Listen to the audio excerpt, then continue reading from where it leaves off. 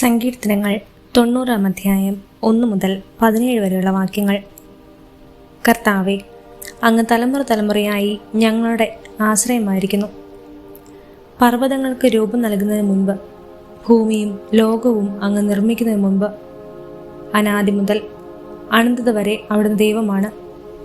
മനുഷ്യനെ അവിടുന്ന് പൊടിയിലേക്ക് മടക്കി അയക്കുന്നു. മനുഷ്യമക്കളെ തിരിച്ചു പോകുവിനെന്നങ്ങ് പറയുന്നു. 1000 വത്സരം അങ്ങയുടെ ദൃഷ്ടിയിൽ കഴിഞ്ഞുപോയ ഇന്നലെ പോലെയും രാത്രിയിലെ ഒരു യാമം പോലെയും മാത്രമാണ്. അവിടുന്ന് മനുഷ്യനെ ഉണരുമ്പോൾ മാഞ്ഞു പോകുന്ന സ്വപ്നം പോലെ തുടച്ചു മാറ്റുന്നു. പ്രഭാതത്തിൽ മുള നീട്ടുന്ന പുല്ലുപോലെയാണവർ. പ്രഭാതത്തിൽ അത് തഴച്ചു വളരുന്നു, സായാഹ്നത്തിൽ അത് വാടിക്കരിയുന്നു. അങ്ങയുടെ കോപത്താൽ ഞങ്ങൾ ക്ഷയിക്കുന്നു, അങ്ങയുടെ ക്രോധത്താൽ ഞങ്ങൾ പരിഭ്രാന്തരാകുന്നു. ഞങ്ങളുടെ അകൃത്യങ്ങൾ അങ്ങയുടെ മുമ്പിലുണ്ട്, ഞങ്ങളുടെ രഹസ്യപാപങ്ങൾ അങ്ങയുടെ മുഖത്തിൻ്റെ പ്രകാശത്തിൽ വെളിപ്പെടുന്നു. ഞങ്ങളുടെ ദിനങ്ങൾ അങ്ങയുടെ ക്രോധത്തിൻ്റെ നിഴലിൽ കടന്നുപോകുന്നു. ഞങ്ങളുടെ വർഷങ്ങൾ ഒരു നെടുവീർപ്പ് പോലെ അവസാനിക്കുന്നു. ഞങ്ങളുടെ ആയുഷ്കാലം 70 വർഷമാണ്, ഏറിയാൽ 80. എന്നിട്ടും അക്കാലം അത്രയും അധ്വാനവും ദുരിതവുമാണ്. അവ പെട്ടെന്ന് തീർന്ന് ഞങ്ങൾ കടന്നുപോകും. അങ്ങയുടെ കോപത്തിൻ്റെ ഉഗ്രതയും ക്രോധത്തിൻ്റെ ഭീകരതയും ആരറിഞ്ഞിട്ടുണ്ട്? ഞങ്ങളുടെ ആയുസിൻ്റെ ദിനങ്ങൾ എണ്ണാൻ ഞങ്ങളെ പഠിപ്പിക്കണമേ. ഞങ്ങളുടെ ഹൃദയം ജ്ഞാനപൂർണമാകട്ടെ. കർത്താവെ, മടങ്ങി വരണമേ. അങ്ങ് എത്ര നാൾ വൈകും? അങ്ങയുടെ ദാസരോട് അലിവ് തോന്നണമേ. പ്രഭാതത്തിൽ അങ്ങയുടെ കാരുണ്യം കൊണ്ട് ഞങ്ങളെ സംതൃപ്തരാക്കണമേ. ഞങ്ങളുടെ ആയുഷ്കാലം മുഴുവൻ ഞങ്ങൾ സന്തോഷിച്ചുല്ലസിക്കട്ടെ.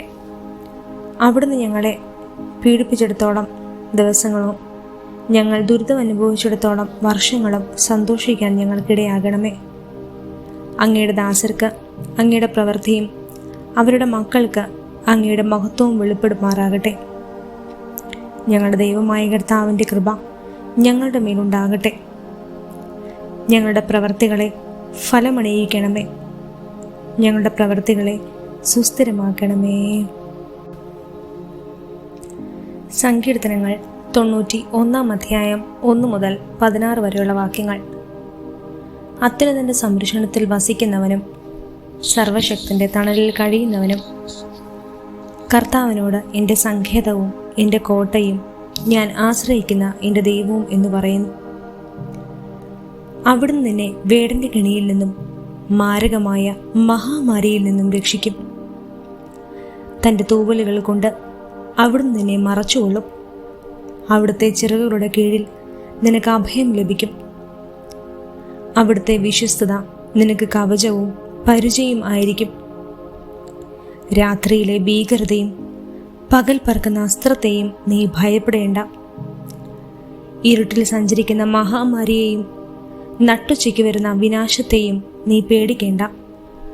നിന്റെ പാർശ്വങ്ങളിൽ 1000 മരിച്ചു വീണേക്കാം, നിന്റെ വലത്തുവശത്ത് 10,000. എങ്കിലും നിനക്കൊരർത്ഥവും സംഭവിക്കുകയില്ല. ദുഷ്ടരുടെ പ്രതിഫലം നിന്റെ കണ്ണുകൾ കൊണ്ട് തന്നെ നീ കാണും. നീ കർത്താവിൽ ആശ്രയിച്ചു, അത്യുന്നതനിൽ നീ വാസമുറപ്പിച്ചു. നിനക്ക് ഒരു തിന്മയും ഭവിക്കുകയില്ല, ഒരനർത്ഥവും നിന്റെ കൂടാരത്തെ സമീപിക്കുകയില്ല. നിന്റെ വഴികളിൽ നിന്നെ കാത്തുപാലിക്കാൻ അവിടുന്ന് തൻ്റെ ദൂതന്മാരോട് കൽപ്പിക്കും. നിന്റെ പാദം കല്ലിൽ തട്ടാതിരിക്കാൻ അവർ നിന്നെ കൈകളിൽ വഹിച്ചുകൊള്ളും. സിംഹത്തിൻ്റെയും അണലിയുടെയും മേൽ നീ ചവിട്ടി നടക്കും.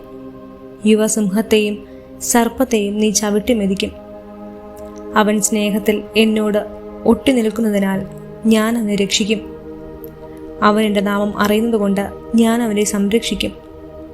അവൻ എന്നെ വിളിച്ചപേക്ഷിക്കുമ്പോൾ ഞാൻ ഉത്തരമരുളും. അവൻ്റെ കഷ്ടതയിൽ ഞാൻ അവനോട് ചേർന്ന് നിൽക്കും.